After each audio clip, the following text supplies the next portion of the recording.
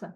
All right, so where we're going to kick off today is the very, very start of page 10, the first full paragraph right at the very beginning. And kind of just to sort of set the stage. And we won't have to necessarily do a whole bunch of review or anything like that, but I just want to set the stage for where we are right now. So Bill Wilson has left the town's hospital, and he is filled with that bitter morass of self-pity. Quicksand stretch around him in all directions. He's met his match. He's been overwhelmed. Alcohol is his master. He has the step one experience. He knows that he cannot stay sober. And he's sitting drinking gin in his kitchen, or as the historically accurate story would go, he's drinking, but then he meets his friend up in the living room with his wife and the gal who lives with them. So, but neither here nor there. He's drinking, and who shows up is his old drinking buddy, Throckmorton, Ebby Thatcher. Ebby Thatcher is his name, Throckmorton is his middle name, and I would like to call these people by their middle names because it is hilarious. And so Bill Wilson, hopeless, broken, defeated, he's there, and who sits before him is Ebby Thatcher. There's a light on in his eyes, there's a hope in his spirit, and he just tells him what his experience was.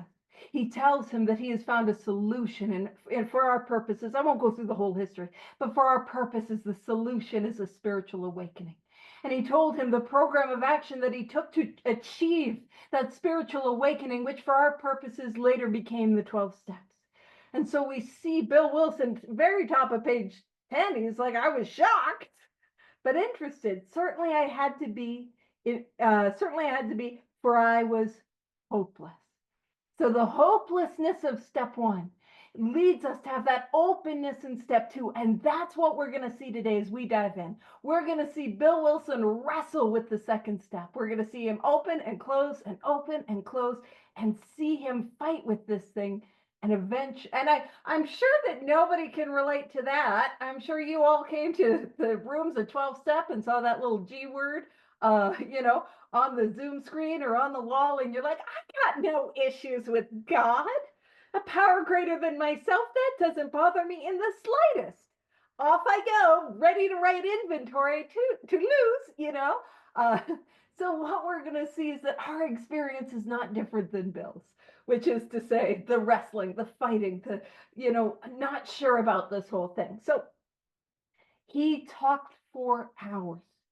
Childhood memories rose before me. I could almost hear the sound of the preacher's voice as I sat on still Sundays way over there on the hillside.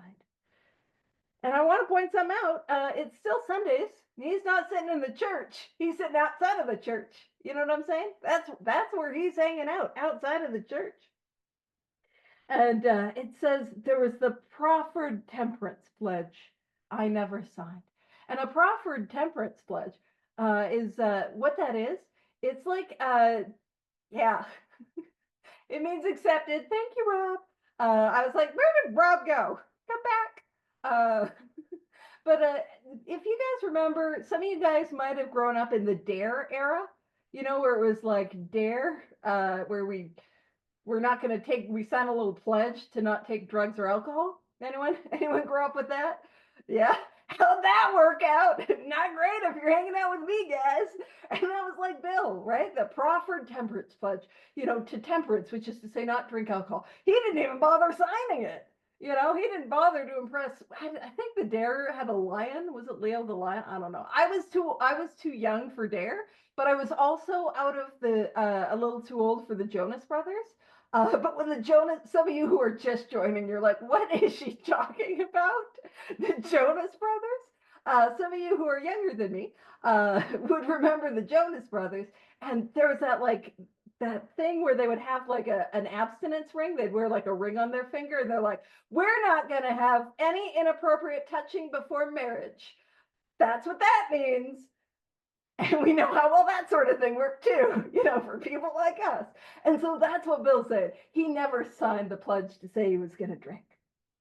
And it says, my grandfather's good-natured contempt of some church folks and their doing. So his good-natured judgment of them and how they operated.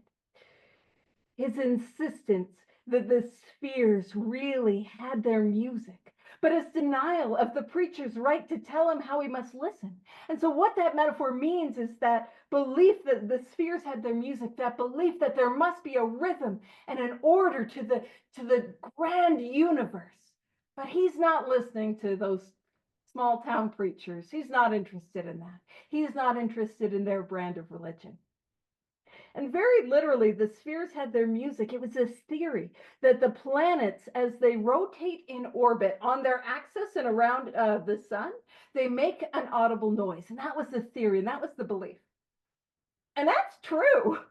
And Rob, if you have time and you don't mind, actually, I think I have it on my, I think I probably have it. I'm not going to play it for everyone, one, because it's absolute nightmare fuel, but I also don't know if the nightmare fuel is copyright claimed. Uh, so what I want to point out is the sound of Saturn, awful, awful. It is horrific. So if you've not listened to the sound of Saturn, I think I'm just gonna see if it's on my clipboard. Let me throw it in there. Nope, it's not on my clipboard.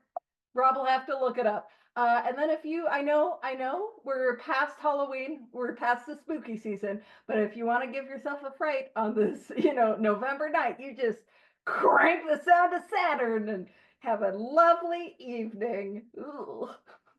Or do what you want, you live your life. Sorry, I'm basically unsolicited giving Rob projects he did not ask for. I'm like, and then I can look at that focus page. All right. So it says, his fearlessness, as he spoke of these things just before he died, these recollections welled up from the past, they made me swallow hard. And so Bill Wilson was primarily raised by his maternal grandmother and grandfather. And he's talking about his grandfather who had this set of beliefs. And when he died and was nearing the end of his life at a time where we might seek some of that philosophical comfort, some of that spiritual comfort, he doubled down and he said, no, I believe what I believe. I'm not willing to change my view about my beliefs. And it says, and so what we're seeing in summary, what we're seeing in that paragraph is where Bill Wilson is not open to the idea of God. He is closed. He's thinking of his childhood. We can ask ourselves, hey, did any of my childhood experiences make me close to the idea of God? Maybe I had religion pushed down my throat. Maybe I had some traumatic experiences. But his childhood experiences closed him to this idea of a religious God. And now what we're going to see is him open up again. And it says that wartime day in old Winchester Cathedral came back. And you can make a little note to see page 1. And actually, we can pop over to page 1, just real quick for those that maybe didn't write it down or didn't make a note of it. On page 1, let's go. It's the second full paragraph. So right before our Hampshire Grenadier. And it says, so page 1, we landed in England. I visited Winchester Cathedral, and right there, we might have a note where it says, much moved, I wandered outside. And in that place where it says much moved, what Bill Wilson had. He was a young soldier. He was afraid he was about to face the horrors of war. And he's sitting in this beautiful cathedral. And he feels a calming presence come over him. On page 1, he has an experience of power. He has an experience. So that is what opens him up. Also, when he wanders outside and he sees that tombstone, it's the name Thomas Thetcher on that tombstone. And the reason of all the tombstones, that tombstone stuck out, well, he had an old childhood friend by the name of Ebby Thatcher. Right? He's like, oh, I wonder if they're related. And who's before him right now on page 10? But his childhood buddy, Ebby Thatcher. Throckmorton, as I was gonna say, as the cool kids say, but I don't need to put you in a box. You can be cool regardless of whether or not you use his middle name. You bunch of cool kids. And then one of the things that I often forget to mention is Thomas Thetcher. The date of his passing was May 12th, 1764. And then 171 years later, Bill Wilson is going to meet Dr. Bob for the first time. What a fun little coincidence. Is it though? You know what I'm saying? Yeah. But my history homies, you guys know what's up. You're like, yeah. Or you're like, actually, Paige, which all of that is good. I'm so here for that. Alrighty. So going back to page 10. So this is what opens Bill Wilson up is an experience that he had. And what often opens me up to the belief that there could be a power greater than myself, but my experience. Welcome. So glad you're here. We're on page 10, middle of the page. So he says, I had often believed in and I want to point something out, capital P, power greater than myself.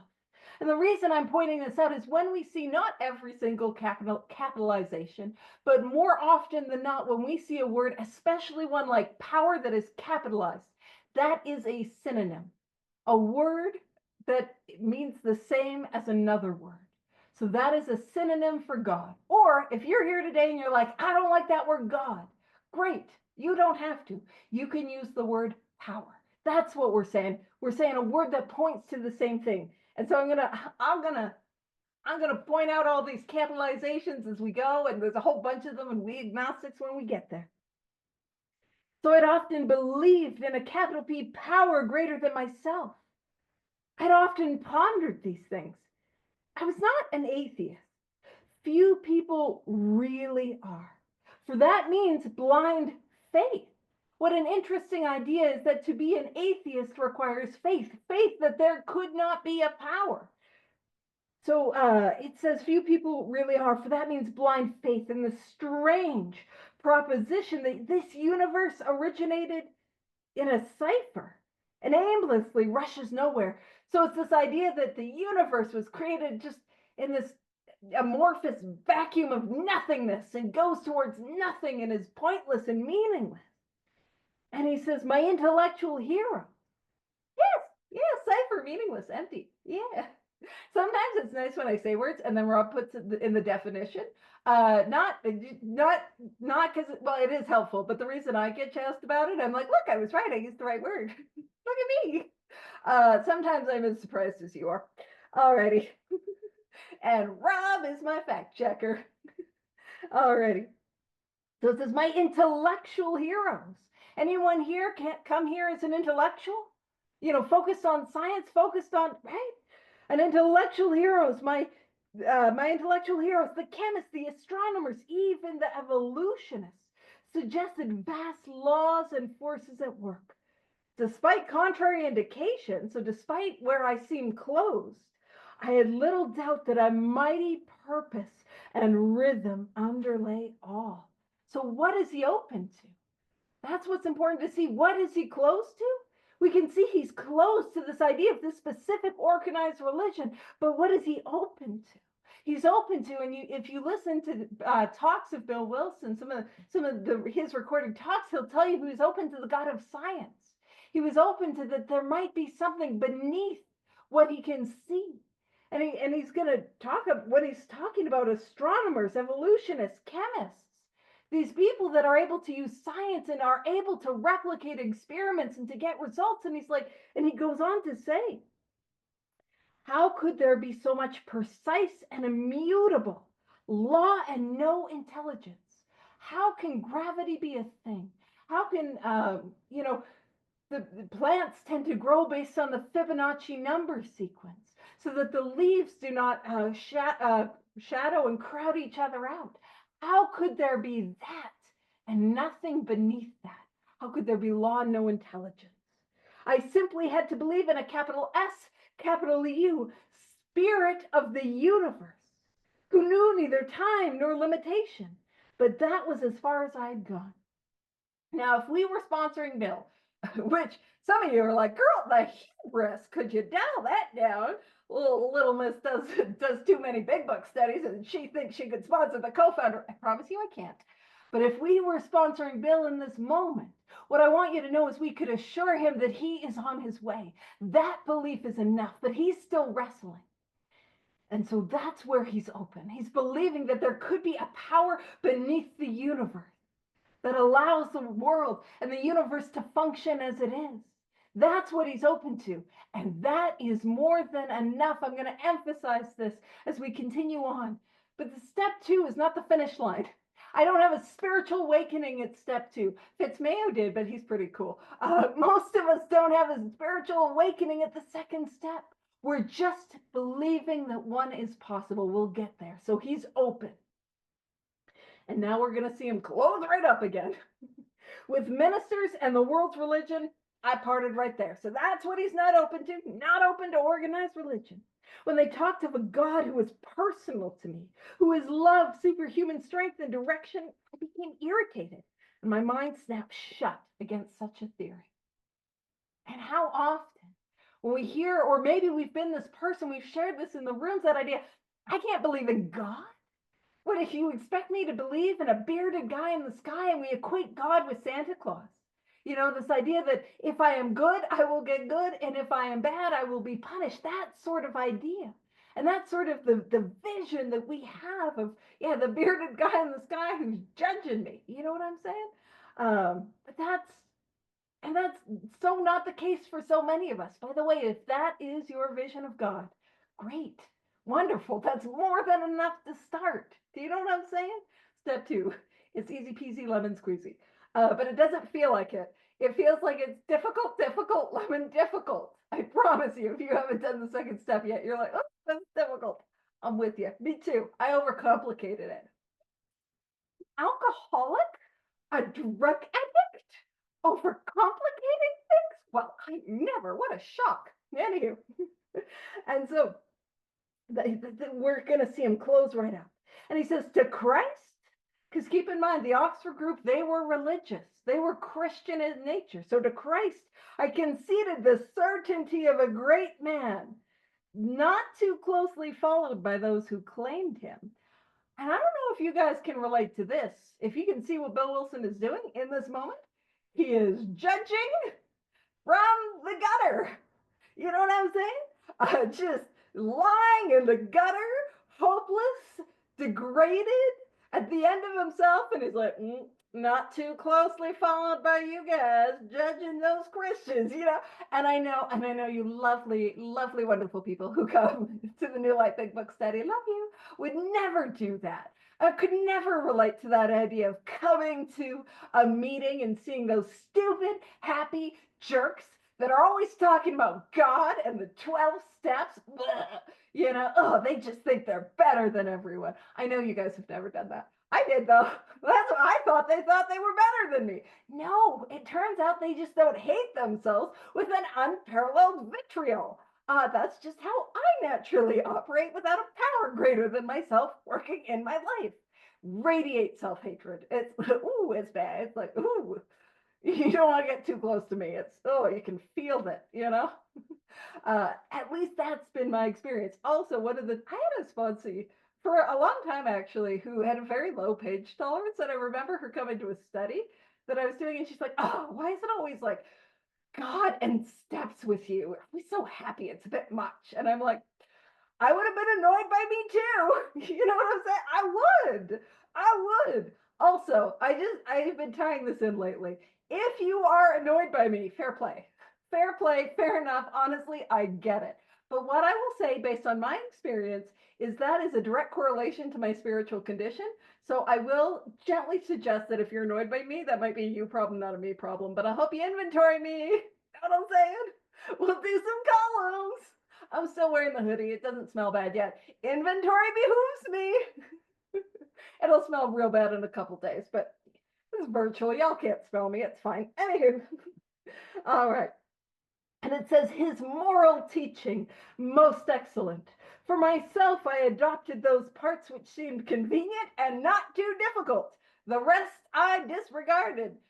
Does that sound familiar for anyone? Maybe not about organized religion, but maybe you come to the meetings and you take what you like and you leave the rest. Do you know what I mean? Which works when we're talking about a conception of a power greater than ourselves. It works when we're talking about, oh, that is lovely. Thank you, Rob. That's thoughtful. If you're named Rob, you're delightful. Turns out there's a direct correlation. I know they're both like, please stop that. Uh, but right? Um, it's that idea that like take what I want, leave the rest. That works incredibly well with exploring spiritual practices, exploring different types of prayer and meditation. That works really well. That does not work with the clear-cut directions on how to get well. If I try to have cafeteria style 12 step, I will not get well. And that's kind of what Bill Wilson was trying to do. He's like, oh, yes, the convenience stuff. The rest out the window. Not going to do that, right? And I'm sure none of you ever picked and chose and, worked some and did a little. Yeah, you guys know what's up. And how'd that work out? Probably not well, because if you're hanging out with me on a Monday night, you've run out of options. I'm glad you're here. I love you. All right. So now what we're getting to in this paragraph is really diving into the if there is a God, why do bad things happen? If there is a God, why is there pain? If there is a God, why is there suffering? So he's going to address this head on. The wars which had been fought. And so we're talking about wars, we're talking about pain, we're talking about suffering. The burnings and chicanery. Now, chicanery is trickery. But yeah, like Rob's got in the chat, but it's that trickery for personal gain, like I am tricking you to get my way. That religious dispute had facilitated made me sick. So if I'm like, oh, I don't know about God, there's been all these horrible, awful things done in the name of God or religion. And he says, I honestly doubted whether on balance, the religions of mankind had done any good. Judging from what I had seen in Europe, and I want to point out his Europe was not having a summer backpacking tour. His time in Europe was World War I. And I will let you know that he did not see frontline combat, but he would have seen the effects of frontline combat. He would have seen. And keep in mind, the effects of World War I, that was the first time that chemical weapons were used en masse. So they would drop mustard gas and it would kill indiscriminately. There was a type of PTSD that had not been described up until that moment, and it was called shell shock, like the level of post-traumatic stress disorder that was caused as a result of the horrors of that war. I mean, hundreds and thousands of lives just lost for inches of land. Do you know what? It was horror on a mass scale. So he's not talking about he had to stay at a hostel that was not up to snuff. He's talking about some real stuff going on. Judging from what I'd seen in Europe and since, the power of God in human affairs was negligible. It's like, I don't see God in human affairs. And it says the capital B, capital M. So this is something he's putting in the position of God. The brotherhood of man, a grim jest. So what he's saying is humanity, a sick joke. Grim jest, justice joke, grim. Like, ooh, it's grim, not good, right? It's humanity's a sick joke. If there was a devil, he seemed, capital B, capital U, boss, universal, and he certainly had me. If there was a devil, it seemed like the devil was in charge and had him. And I don't know if you guys know what it's like. Probably you do if you're hanging out with me, where it feels like there's a force that's grabbing you by the throat. You know, that force that is your alcoholism, that is your addiction, that is your codependency, that is your gambling, that is your eating disorder, that hopelessness that grips you. It feels like, man, I got no answer. That. And so this is where he slams shut. He is close. But my friend sat before me and he made the point blank declaration that God had done for him what he could not do for himself. And we're going to see another opening. And that's what happens. What happens is I come to rooms like this with people like you who have the light on in their eyes. That hope has filled their spirit.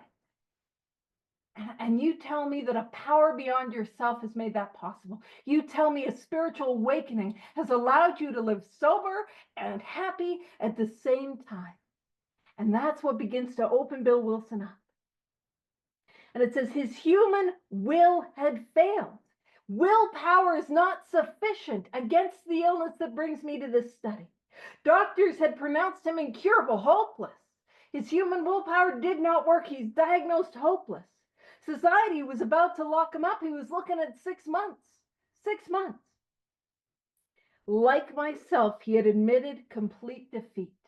And what we're referencing there is our guy, Throckmorton, Abby Thatcher's step one experience. That's what step one is: complete defeat. Coming to the end of myself, knowing that I am going to drink again, I am going to use again, I am going to, act out again, like I will do it again. That complete defeat, that hopelessness. Then he had, in effect, been raised from the dead suddenly.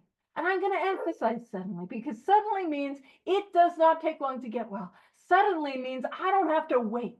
I don't have to wait to get well. I don't have to wait to recover. Sometimes you hear things in meetings like, you didn't get sick overnight. You're not going to get well overnight. Suddenly, it does not take long to get well. Suddenly. It takes a long time to feel better. No, it doesn't. It takes work. It takes action. It doesn't take the time we think it does, at least in my experience. And actually, if you want, prove me wrong. That's a good enough reason to work the steps, if you're wondering. Just to be like, you know what?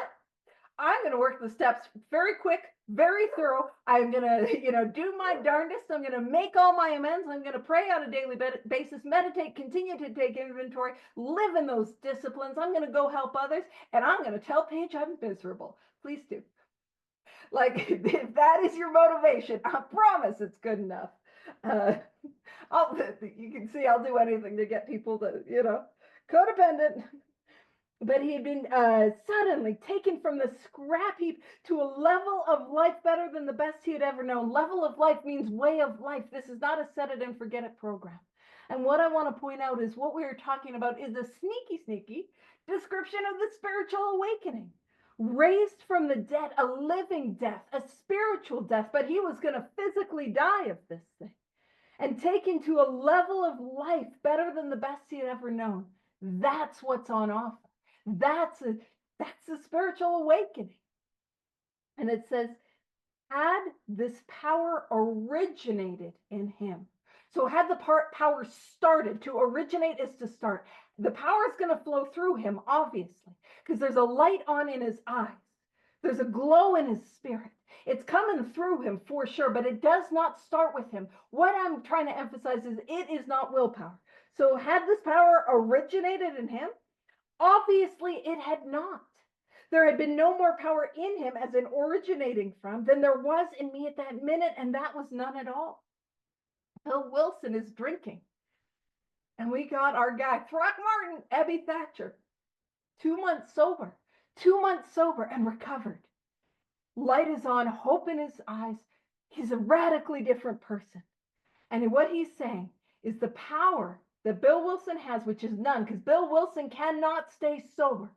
And the power that is in and of Abby Thatcher, they both don't have power. But there's a power that is flowing through him. That's the difference. So we can see that it's not of him, that they're both powerless, but there's something working for Abby Thatcher. That floored me. He's bowled right over with this idea that, like, okay, something's working though. Something's working. It began to look as though religious people were right after all. Oh no, what an unpleasant conclusion to get to, Like, oh no. And it says here was something at work in a human heart, which had done the impossible. And that's what it's within. It is within. It doesn't start with me, but it is within me. A profound change of heart. What we're talking about is a spiritual awakening, which had done the impossible. Impossible. Do you know what is impossible? Permanent contented sobriety. That's impossible. If you don't believe me, try it on your own power. Although, like, don't. If you have some willingness to do the steps, do that, But, like, try it, because I couldn't achieve that. I could put some time between me and the drink. I could put some time between me and the drugs, but I wanted to kill myself. Permanent contented sobriety was always at a grasp. And it says, my ideas about miracles were drastically revised right then. Never mind the musty past. Here sat a miracle directly across the kitchen table. He shouted great tidings. And I want to point something out. He shouted great tidings.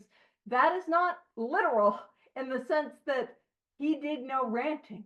So I know nobody actually thinks that like Abby Thatcher is going, great tidings. Like nobody thinks that. But he's not yelling. What he's saying is how he carries himself. His deportment is that is which is shouting. There is an answer that stands before him, that sits before him. There is an answer. And I love, keep in mind what a miracle is. A miracle is like a 1 in a million win in the lottery sort of deal. A miracle is a sudden revolutionary change in the natural course of events. Do you know what I mean? What is the natural course of events for a silly little drunken crackhead like me? Dying an alcoholic death. And here is this gentleman who has had a miracle. He's not locked up. He's perfectly free, and he's full of joy. That's a miracle. A miracle.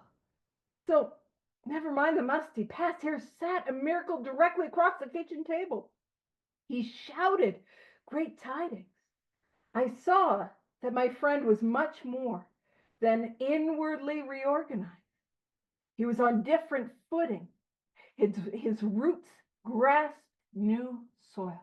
And so what he's saying is the depth of who Abby Thatcher is rooted and grounded in something different. To be inwardly reorganized, has anyone here ever done like something like, I didn't do anger management. I stuffed my feelings, so y'all didn't know. But you ever see somebody that has done some like anger management or has learned some like therapy words and they're going to throw out their therapy words and you can tell that right under the surface is boiling over with hostility. Do you know what I mean? When it's like, oh, I'm working on my anger management and I'm just calm and serene. That is an example of inwardly reorganized. The same pieces are there, but there has not been a profound change. That the roots grasping new soil, the depth of who he is rooted and planted in something else. That is a profound change. That's what I'm after. I didn't know it. I didn't like it. I wasn't excited about it, but that's what I'm after. And now we're going to see him get closed up a little again. So it says, despite the living example of my friend, keep in mind, I want to point something out. And maybe you're like, yes, girl, your point has been made clear. But I am one that is big on redundancy. I'm just going to say it again. Keep in mind, that's not Bill right. So maybe I'm just learning from Bill.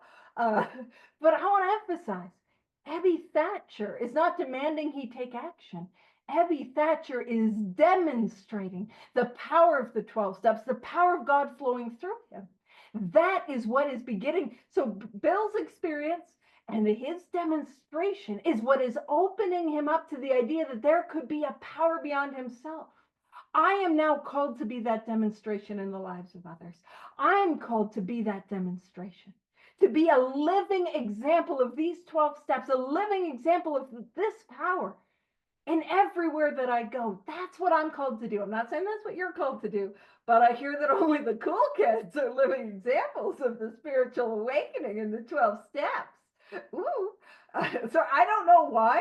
There was like months ago, I made this joke about like childhood bullying, like, ooh, all the cool kids are doing it. And that has continued on. I have not gotten that out of my system. So I apologize because it's probably not going anywhere, you cool kids. You working the steps and living this way of life, you guys. I don't know. So there remained in me the vestiges of my old prejudice. So it's like, that prejudice that's still clinging on. He's not willing to let go of his old ideas. Keep in mind that word prejudice is to have ideas about things I've not yet had an experience with. Anyone here ever be absolutely convinced that God could not help you? I'm sure. Yeah, you guys know what's up. Anyone here absolutely convinced that the 12 steps could not work for you? And then what happened? Here we are, hanging out, all recovered and stuff. How fun, That's what we're talking about. So holding on to these old ideas about an experience I've not yet had. And it said the word God still aroused a certain antipathy. I have that as dislike or aversion or disdain, like, ugh. So if you've been, here's what this looks like, not in the fancy Rob's a Smarty Pants dictionary sort of way, but he's got a definition in the chat all ready to go. But in the experiential sort of way, it's when you go to a meeting and you find out it's on step 2 and you're like, ugh. Or there's some jerk like me that's nattering on about like God, and you're like, ugh, like, oh God, stop talking about God, you know? That's what we're talking about. Still arousing antipathy. Oh, I should make that as a shirt. I've aroused antipathy. I don't know why I'm like this. Uh, and it says, when the thought was expressed that there might be a God personal to me, that feeling was intensified. So he's not open. I could go for such conceptions as capital C, capital I, creative intelligence. So this big universal creating God. And it says capital U, capital M, universal mind, or capital S, capital N, spirit of nature. So those are conceptions that he's open to. But I resisted the thought of a czar, capital C, capital H, czar of the heavens. Czar just means king or ruler. Czar of the heavens, however loving his sway might be. So he's open to this universal idea of God. Oh, like a little guy, a white bearded guy in a robe with a crown. No, thank you. No, thank you. That's what he's doing. He's verbatim. Verbatim, right, Rob? That's 100%. He was like, no, thank you. And yeah, yeah, the Santa Claus, yeah. And it says, I have since, however loving his sway might be, I have since talked with scores of men who felt the same way. So this is not a unique experience. And if this is my experience or your experience, you are not alone. And again, if you're down with the Santa Claus God, amazing, genuinely amazing. Whatever conception you have is enough, and I promise it's enough. And then it says, my friend suggested what then seemed a novel idea. He said, why don't you choose your own conception of God? And we talk about it like this revolutionary moment. But one of the things I want to point out is, keep in mind, Ebby Thatcher, he's probably just looking for a place to crash. He wants to carry a message. And if you've ever sat down with a drunk and that drunk is drunk and they're wanting to argue with you about religion, let me tell you about God. I can almost imagine him saying it as, why don't you choose your own conception? And Bill drunk, what a novel idea, and we have Rob, and then we have one of the history husbands in the house, so I better mention this. What I want to point out is sometimes you'll hear, and it's true, that Ebby Thatcher probably didn't say that. This italics and the next paragraph were added in large part by Hank Parkhurst. Hank was like, put it in. That's how it was, right, Rob? That's how it was. Put it in the book, Billy. That's how Hank talked. It's Howard will attest to that when he's not getting beat up. Right, science. And so that was put in right before it went to publishing. And if you're like, whoa, what do you mean? They weren't sitting at the kitchen table? Whoa, what do you mean? Abby Thatcher didn't say, why don't you choose your own conception of God? And you have this moment. What I want you to know is that all of our stories are truly parables. Do you know what I mean? A parable is a story that is meant to convey a meaning, meant to convey a lesson. So whether or not Bill Wilson was sitting at the kitchen table, or whether they were up in the living room sitting on the sofa and Lois was there, does not matter. But why might it have been told at the kitchen table? Because of the importance of one alcoholic talking with another. It was a parable. It was a lesson for us. And we do this with our own stories and don't even realize it. I'll share with you an example of that. And when it says, why don't you choose your own conception of God? It doesn't matter if Bill was a little bit more willing to believe. He has since talked with scores of men who felt the same way. Most people struggle with this conception, and we do not need to start with a religious belief. Whatever conception we have where we believe in this moment is more than enough. That is the parable. And I talk, when we get to we agnostics, we talk about Fitzmayo in his step 2 experience. My guy, Fitzmayo, my homie. I'm always like my buddies, and some people are probably like, I don't know if he would have liked you. It's fine, but I will sometimes talk about my Fitzmayo experience, because I had an experience just like Fitzmayo, where God entered in my life and separated me from nicotine in a way that is indeed miraculous. I could not have quit nicotine. I promise you.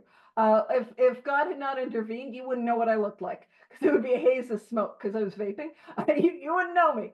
And I will tell this story, and the story is about the God coming in and changing me and changing my life in a way that is miraculous. And all I had to do was be willing to seek. And I'll tell that story when we get there. But I also don't tell it day 9 of being off nicotine. I totally got into a screaming fight with my friend. Oh, because some of that stuff, those corners get shaved off in our own stories. And so it's important to understand these are stories, but just like ours, they get softened by time and softened to change a point. Do you know what I mean? And yeah, parables. So why don't you choose your, so I'm sure, I know I was going to say, so all the history nerds, history husbands, history nerds should be happy, but Howard's probably like, not at the moment, I'd like some personal space, please.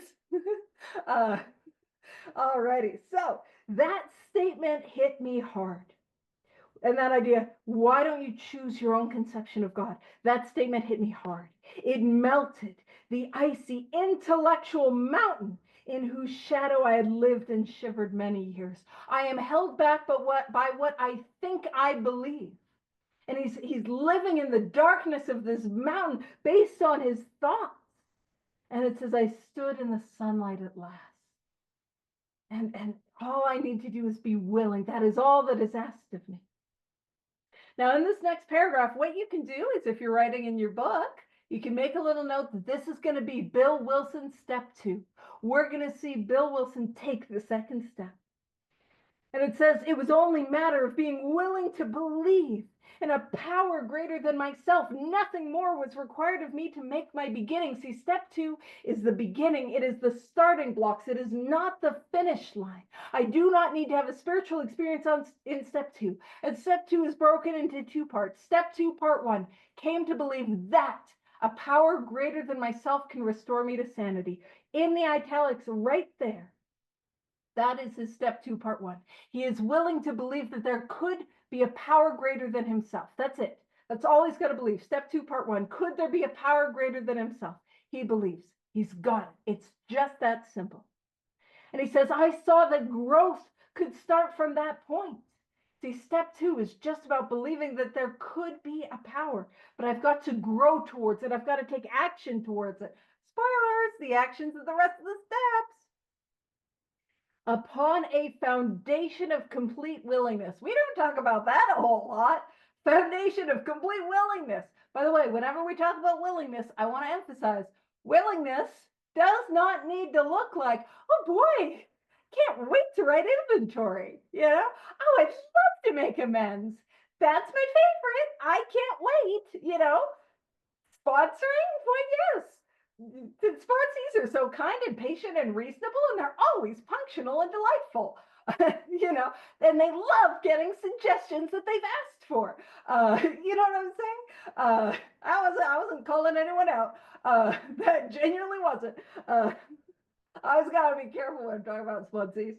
Now I'm talking about anyone. But willingness looks like not wanting to do it and doing it anyway. Willingness looks like being, no worries, glad you're here, love you so much. Okay. Willingness looks like doing it anyways. Willingness looks like doing it afraid. That's what willingness looks like. It's doing it afraid, doing it resistant, doing it unsure, doing it not wanting to do it. That is what willingness looks like. I can build a foundation on that. I don't have to be chipper about it. But I promise if you do it, you'll get chipper. You'll enjoy inventory after a while. You're not going to enjoy it if you don't do it. You're just going to think it sucks because you haven't done it. Anywho, upon a foundation of complete willingness, I might build what I saw in my friend.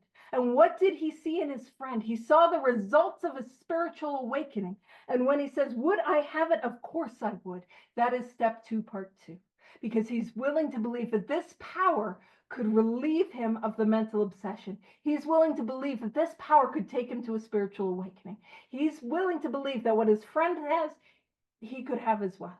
And so all I need to believe in step 2 is that there are people who have better things to do than to show up in the rooms of 12 step and lie about their experience. I'm not going to say me, because some of you guys are like, I don't know if she's got better things to do. I might not be the best example. But there are people, Rob could have hobbies. You know, all we got to do is believe that Rob's got better things to do. Eileen's got better things to do, right? She watches sports. Actually, they both watch sports. Go sports! Better things to do than lie about their experience. So that is Bill Wilson's second step. Thus, I was convinced that God is concerned with us humans when we want him enough. And the point of that is I need to seek this power. I've got to seek this power. How are we going to seek this power? We're going to seek it through the practical, tangible, daily actions of the 12 steps. At long last, I saw, I felt, I believed scales of pride and prejudice. So that ego and that like old ideas, it fell from my eyes. A new world came into view. A new world. The real significance of my experience in the cathedral burst upon me. Again, page 1, when he has an experience of the power of God. And his tombstone, right? Ooh, you know, Thomas Thatcher, but who's before him? Eddie Thatcher. Got an E where there's an A, got an A where there's an E, but close enough, you know? And it said, for a brief moment, I had needed and wanted God. There had been a humble willingness to have him with me, and he came. And he came. But soon the sense of his presence had been blotted out by worldly clamors, mostly those within myself. And so it had been ever since, how blind I had been. And so what that happens is he has a powerful experience at step 2. He remembers what happened with him on page 1 at the cathedral, and he opens himself up. And it says, and he feels his presence with him again. But this explains why this is not a step 2 program, why we cannot stop on step 2, and also why this is not a set it and forget it deal, why I can't stay well on yesterday's recovery. But when it says the sense of his presence had been blotted out by worldly clamors, Rob's got the fancy pants definition of clamors, which is those, you can read it in the chat. Basically, it came up and then it went down, and I didn't read it fast enough. So you can get the fancy pants definition in the chat where all you fancy pants people go. Love it. But worldly clamors are things like, especially those within myself, resentments, fears, my sex conduct, my guilt, my shame, my selfishness, my self-centeredness. That is those worldly clamors. And that's why I need the actions of the steps to clear away that stuff that is between me and God. That's what I need to do. And that is also why I need to continue, because it is intuitive that those will come back. Because I live in a world that is perhaps clamorous. And I promise you, I am internally quite clamorous, I can take a good day and ruin it just by thinking. I'm the sort of person, you take me to Disneyland, I'll just get suicidal just cause. Do you know what I mean? That's how I am without the power of God in my life. I promise you, I'm miserable, right? So that is why I need to continue to take these actions. And it says how blind I had been. Not able, not willing, not capable of seeing the truth. So at the hospital, Bill Wilson goes to the town's hospital December 11th of 1934. And it says, at the hospital, I was separated from alcohol for the last time. So sobriety date is December 12th, 1934. Treatment seemed wise, for I showed signs of delirium tremens. Do you know who treatment seemed wise for? Bill, and only Bill. Lois was pissed. She was like, oh no, he went back to the hospital? No, he was already diagnosed as hopeless. What good is that going to do? I can't afford to pay the bill. How are we going to pay this?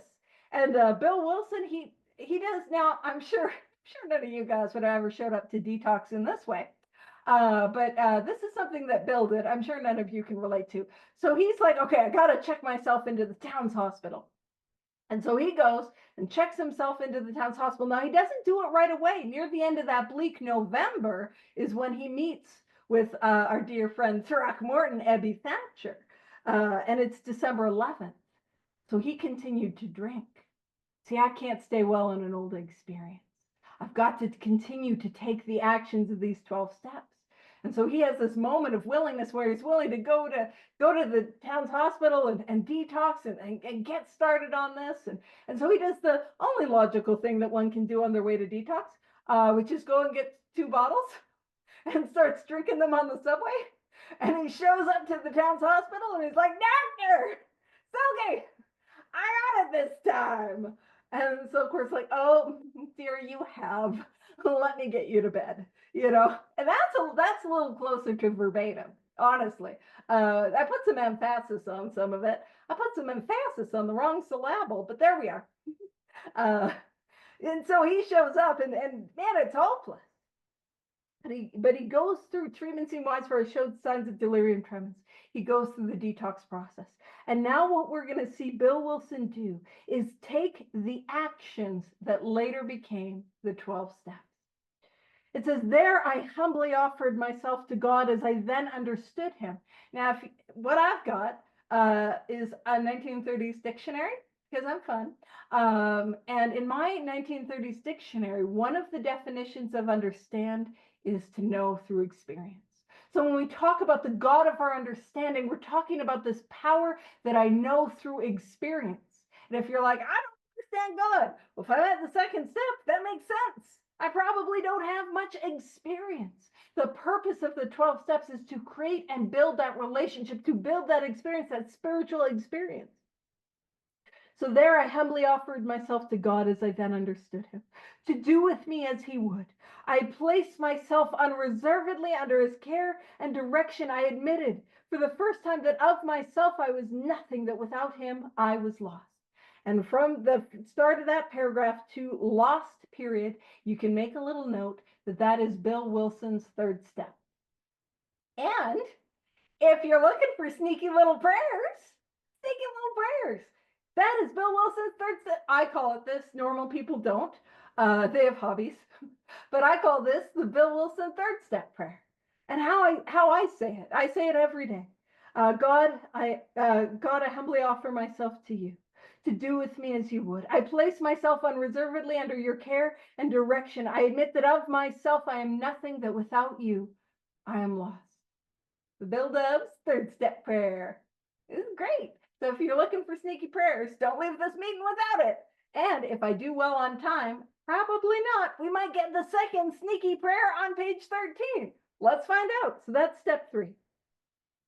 I ruthlessly faced my sins and became willing to have my newfound capital F friend take them away root and branch.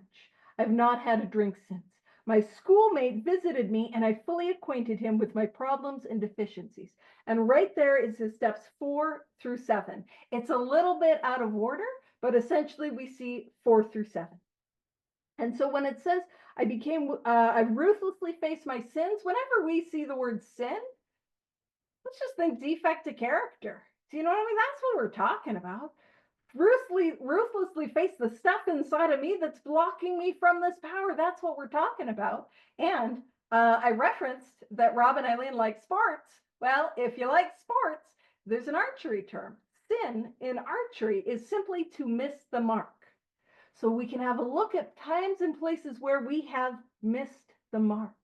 So I had a look at where I've missed the mark. And then it goes on to say, I ruthlessly faced my sins and became willing to have my newfound friend, capital F friend. That's God, high power, creator, spirit of the universe, universal mind, spirit of nature. That's what we're talking about. Capital F friend. Yeah, oopsie doodle. It's just a little oopsie doodle. We had a look at our spiritual oopsie doodles. And whoopsie daisies. We got to make amends for those too, though. We don't got to minimize it. And preferably, don't use the word oopsie doodle in an amend. I need to amend my oopsie doopsies and whoopsie daisies.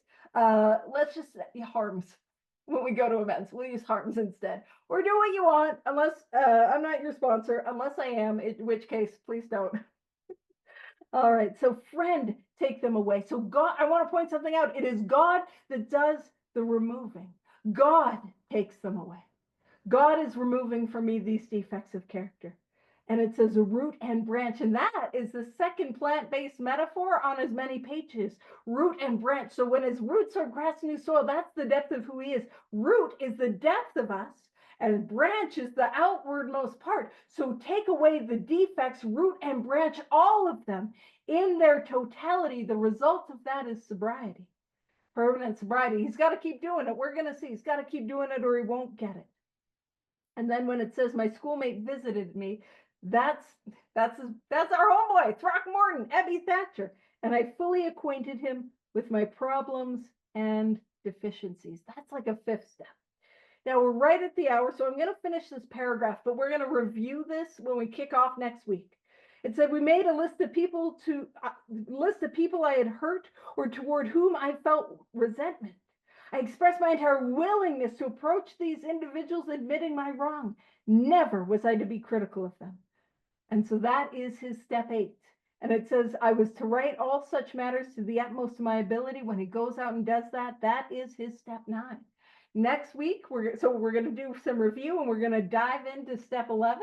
Spoilers, next week, that next paragraph, step 11. Ooh. And what I'll do is I'll stop the recording and we can wrap it up. Oh, we could wrap it up with the Bill W. third step prayer if you want, no pressure.